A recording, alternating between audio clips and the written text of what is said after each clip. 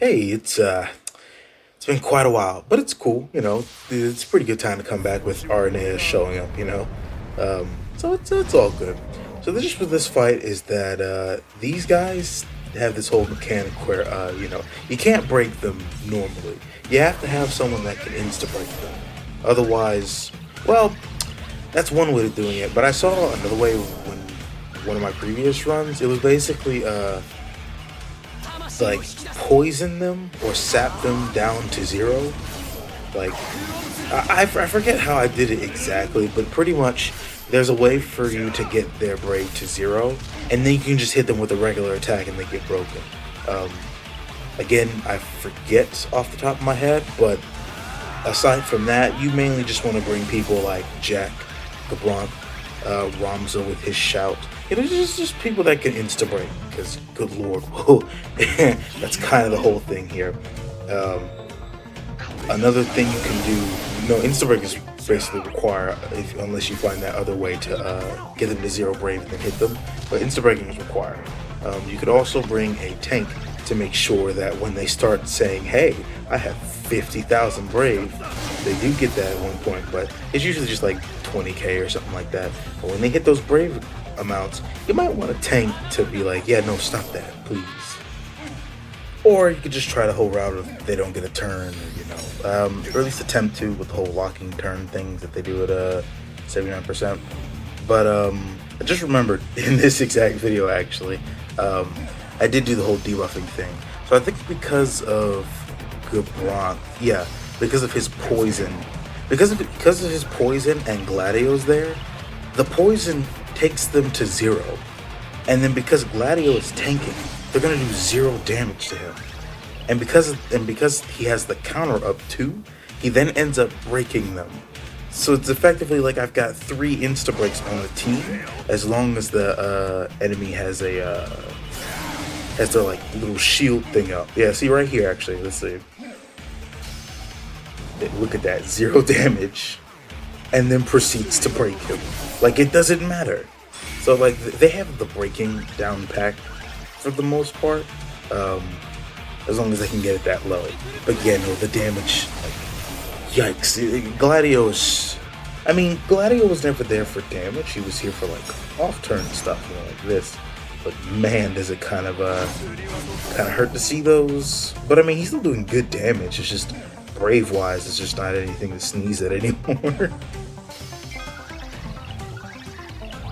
On a side note, though, I kind of used to like regret a little bit getting Gabron and Kais, because I was kind of sitting here like, where am I gonna bring these guys to? Because like I use them, because you know how like oh boy, actually I might as well get into that in a little bit, but you know how like the community like will hype up some characters and junk and be like, hey, bring this character for such and such event and you'll be golden.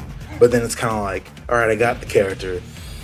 What am I supposed to do with them now? Like, yeah, of course, use them. But what if, like, I had plans for, like, another character, not, like, in the future, but, like, another character to use? Like, let's say, instead of Kais and Gabron, I wanted to use, just off the top of my head, let's just say Theodore, Cloud, and Ramza a bunch. Like, plan-wise, as far as what units to use in a fight, I wasn't planning on using Gabron and Kais. And so I'm sitting here just like, well, now what do I do? But I've since come around on that, because I ended up using Kais on Ramu, and that helped a lot. And then, as you see now, I'm using Gabron here, and he helped out a whole bunch because I need those insta breaks. I love Ramza, but for me personally, maybe it's just, I don't know, either how I play or I'm not too confident in it. I don't think he would have been enough for me to just keep shouting at the both of them. I don't know. It probably could have been. I didn't test it, but that's just me being a little paranoid. I want as many units as I can possibly have that fits in orb condition, just so I don't have to worry about it, like, at all. Back to the case with Kais and Gabron. They're pretty good. I use them, like, Kais I was just confused with, because I'm sitting here like, isn't he a launcher or whatever? But no, I learned from a friend that, yeah, no, he is, but he's more so, well, no, he's not really. He's He's a guy that pretty much helps other people launch, and he was helping me out with the Ramu LUFENIA, and he was like, "Hey, yeah, no, you probably don't like," because my team for that was like Cloud, Kais, and some third, but basically because I had Cloud on the team, he was like, "Yeah, no, use Kais's skill 2 on the other character because Cloud can do his own launches. He doesn't need Kais to help him out. Like, yeah, he could get behind him, but he's already about to launch anyway with Cloud's skill 2, so why put him back there?" So then at that point, then I finally began to understood a little bit more about how to use Kais a little bit. And then Cabron's just Cabron. He's just a lot funner than I initially kind of gave him credit for. So that was just my bad thing on that one. I also got Celeste, but I'm trying to figure out when the freak to use her, because I don't think I used her for Ramu's event. That much I think I'm certain of. I couldn't use her for Earl or L, whatever, because like, what was it? Because I don't want the boss to get a turn. And then for this one, they absorb everything that's not Thunder. So why am I bringing her here? You know, I think the next one might be fine for her, but I think I'm planning on using Cedar, Aerith, and Paladin Cecil for that one, because that boss has no resistances, and the LUFENIA orb is just heal yourself above 50%, which all 3 of them can do, so that's not a problem at all.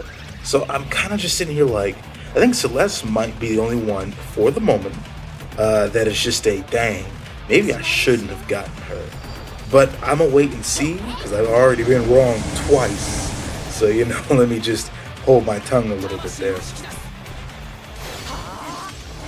Oh yeah, if for some reason you were wondering why I'm not using like the friend units or a summon for like a hot minute, for this one I wanted to wait for as long as possible to use those, because the thing is, I don't want Gladio in there for too long. Like, he out of all 3 of them is the one I planned on switching out, because I wanted to use all his LD skills, so he can go ahead and have that off-turn damage before he leaves, and then I'm not missing out on it. And his damage, he's old, kind of, not like as old as Cyan or whatever, but he's old, so his damage isn't gonna do too much. So I'm like, all right, switch him out for the other Ramza. That way, I get to have my damage all around without, you know, Gladio just sitting there, just using skills a bunch. And then having, like, no legit return. Because, like, by the point in the end, it's pretty much a, hey, yeah, no, y'all aren't going to do anything. So there's no reason for the tank to be out here if you're all not going to do anything anyway. At least that was the plan.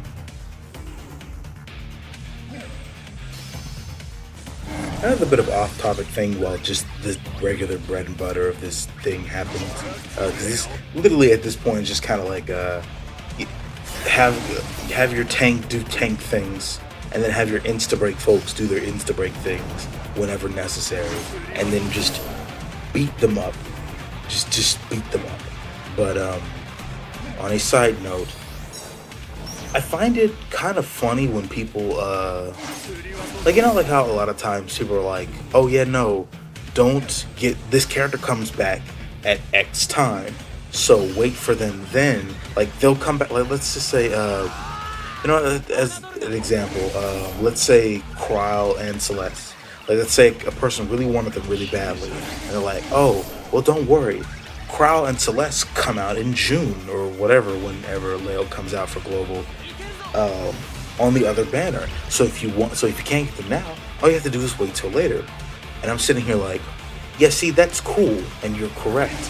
However, let's say a couple scenarios. What if I wanted Leo? That means I have to pull on 2 different banners. 2, okay, I don't want Leo, but do you see all the other units that are coming out either before that time or after?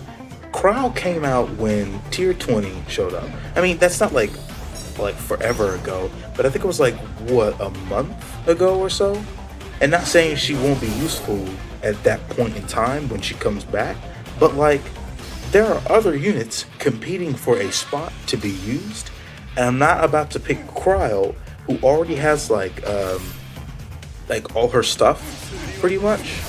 So what's she gonna do for me that the others can't? Same with Celeste. Like, especially at the moment where I'm not using her, because I'm sitting here like, what the heck is Celeste gonna do compared to like all the rest? I'm not saying they're gonna be bad, but I'm just saying, like, let's say what's a good example? Shoot, there's some support that comes out in like it's after Porum. Oh, I think it's Aerith. Aerith comes back again like way later on someone else's banner, and it's like, okay, I know Aerith is good still and cool by that point, but then there's Porum. Like, Porum is like, I think Aerith's still being used in LUFENIA pluses a little bit, but Porum makes sure you're staying alive. Like, you're not dying with Porum on the team. That's sort of the difference. It's like, Porum is the new support, and you want me to wait on Aerith later when Porum is around that corner, or is a little bit before that. You get what I'm saying? It's kind of weird. It's like, just wait for this DPS in the future. But they're going to be old by that point, like several months old, and have to compare with every other DPS. Now, there is, of course, the argument of, well, I mean, if it's your favorite character, whatever, you're going to get it anyway. That is completely true. Like, regardless of if Cloud got an update or whatever, if I didn't have his stuff, I'm about to go get Cloud, you know? Same with Zell if I didn't already have his EX, like that kind of thing. But like, that's for favorites and junk, and that's if you really want the character. For people like that doesn't really matter to them. That's not really part of the conversation, because they're gonna do whatever, you know. Like I've seen this one guy just keep bringing Cyan everywhere to all these different LUFENIAs because he can work, even though he's old as dirt. Like, I don't think that's a favorite character of theirs, but that's some commitment there. That just kind of shows you can bring, as long as they fit the conditions and junk, you can bring whoever, whether they're like old and whatever. Yeah, and you just have to like kind of drag them through. But even still, like, if you're not attached to the character, and in the future you're gonna be waiting on that, like, I'm not about to grab Hope instead of Golbez on on his banner. I'm not gonna do that. I'm gonna grab Golbez. I mean, I'm not personally, but I'm just saying as an example. Like, other supports already came out that are way after Hope. Why am I gonna grab him now if he's not a favorite? You know, because it doesn't necessarily have to be a favorite for you to grab him. Like Aerith, Aerith for me is a favorite, and I really liked using her when I got her. So for me, I'm getting her now. If I didn't get her now, maybe I would have gotten her later, but probably not, because I'm not attached to it to the point where I'm like, oh, yeah, no, I would get Aerith, but I have a pocket Porum, so no. Let's say a different example. Let's say, for the sake of argument, let's just say when Celeste comes back around with Leo, Gladio is what? Actually, I think Gladio, his lost chapter might be the BT character before Leo shows up. It could be, but I don't remember. But let's just say, for the sake of argument, Gladio comes back around with his LD boards and all that stuff. And then here comes Celeste again. She doesn't get anything new because she already got her max kit when she came out for Ramu. Why would I pick Celeste over Gladio, who is more up to date than her? And like, I like Celeste. She's not a favorite, but I like what she can do. When you're able to actually take her to an event that can do it. But regardless, I like what she can do. But Gladio's over here outputting more than her because he just got updated. Why am I gonna pick Celeste over him? I hope this is all making sense. Like, I know they're different styles of tanks for that particular example. I know they're different, but even still, Celeste's kit is niche already to an extent because it's like, hey, I deal with magical attacks specifically, you know, as opposed to Gladio, who's just like, I don't care what you hit me with, it's gonna be hitting for zeros, and I'm going to hit you right back. Like, not only will you not cause damage to me, or brave damage for that matter, I get to hit you back for free. Like, come on now. And he gets updated in the future? Look at this. Like, that's the kind of thing I guess I'm trying to go towards. Even if people are different kit-wise as far as how they do their tanking, support, or DPS job, it's still a matter of, hey, this one's kind of outputting a little bit more or helping me survive better than this other one type deal. But anyway, back to the actual match. So yeah, but pretty much here is when I couldn't rely so much on Gladio helping out with the orb condition, because that's also another reason why I like him here, because his counters will help with the whole critical orb situation. Problem is though, is that now after every attack they do, they just battery themselves. And Gladio, with his very, very sad brave damage, is not about to crush through it. So pretty much I believe around this point, as soon as his counter ran out, he's pretty much out and about. I also almost messed up here because B has won on his freaking orb, and I wasn't paying attention a little. So yeah, please pay attention to these orbs, because otherwise I would have had to do a fourth run, and that wouldn't have been pretty. I probably would have been done by that point. I would have been like, I'm doing this tomorrow. So now this is the point in which I do the whole bursting with Ram's a friend, go into Ram's burst, and just attack, because at this point it's do or die. Like, I'm at turn 52, and as you'll see, it'll slowly stretch on to turn 65. So yeah, I don't have a lot of time left to beat this thing, because I waited until like the very end to do this stuff, which I needed to do, because I needed to make sure that I had the best damage output I could possibly have, just to burst them down at the end. Also, this is one of the rare times in which I can actually use Ram's shout in the burst, because it's not too often you can use any of his other abilities, because why would you? Shout doesn't really do a whole lot unless like you can break them.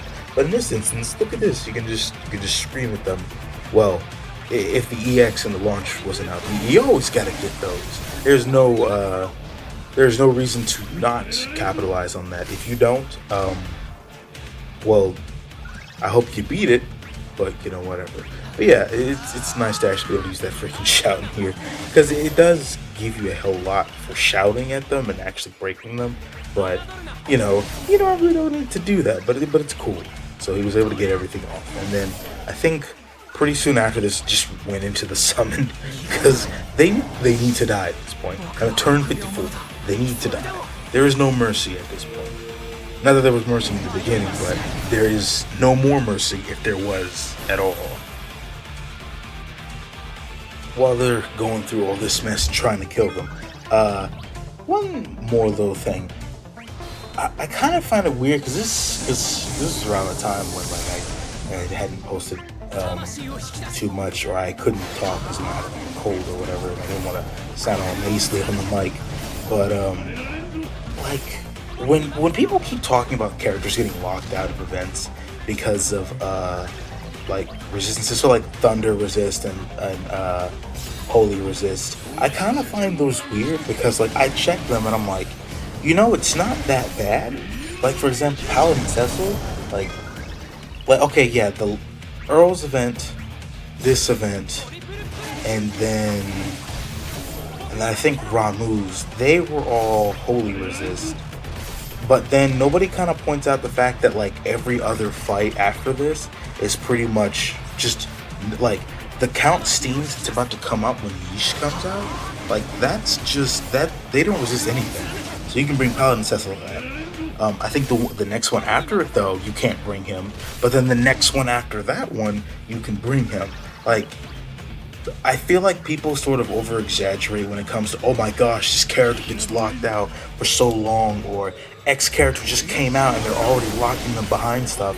And I'm like, have any of y'all like actually checked the things, or are you just like, listening to the people that like listening to like a bunch of other people and not looking it up yourselves? Because like you could just go on the Cydia database and check the LUFENIA records and just scroll through and be like, because yeah, every other event has holy, but every other event before those events like have no resistances or no holy resistance specifically. So you can just bring him there. So I don't quite understand the issue. Like, oh my gosh, I can't bring Paladin Cecil to everywhere. Maybe just diversify your teams a little bit. I'm not knocking anybody that just kind of keeps doing the same thing over and over, because if it works, it works. But I'm just saying, like, I don't know why you're surprised, like, just give him a minute or whatever. But, it's whatever, I guess. Back to this. So, yeah, at this point, it was down to the wire. I hated this. I hated it so much. Because, like, my character's running out of steam. They're not high damaging like that to begin with, so I just had to rely on what little launches I could get. And then I wasn't sure if the Bronc was gonna do enough damage, because look at that one. That one over there has like freaking 10%. And I don't know. I just didn't want to chance it. But yeah, jeez, this one was rough. I was sitting on the edge of my seat for this.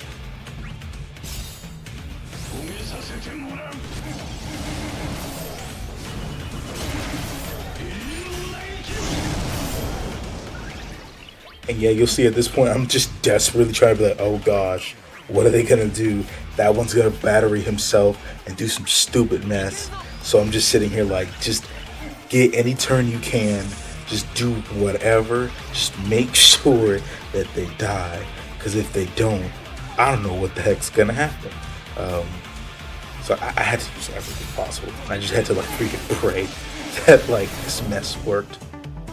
Thankfully, Ramzo was able to break beat with his EX. And then now it's just Gladio's time to come back in. And I'm like, oh gosh, the oldest dirt man with low brave counts. Please, no.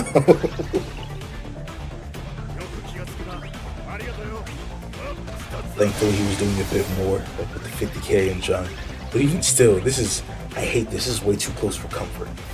I mean, like, I still did it. But just Jesus, like I had to, it was rough. It was so rough right here because I was just freaking out. So it took me so long to freaking make decisions. I had to use a bunch of HP attacks, or HP attacks when I can, just to whittle it down a little bit. And I was a little bit pissed there because for some reason I thought like, oh gosh, the HP conditions, they're going to screw me over right here. And then when it gets to the end screen, I'm going to be like, oh gosh. But, no, it's perfectly fine. Just, it was perfectly fine.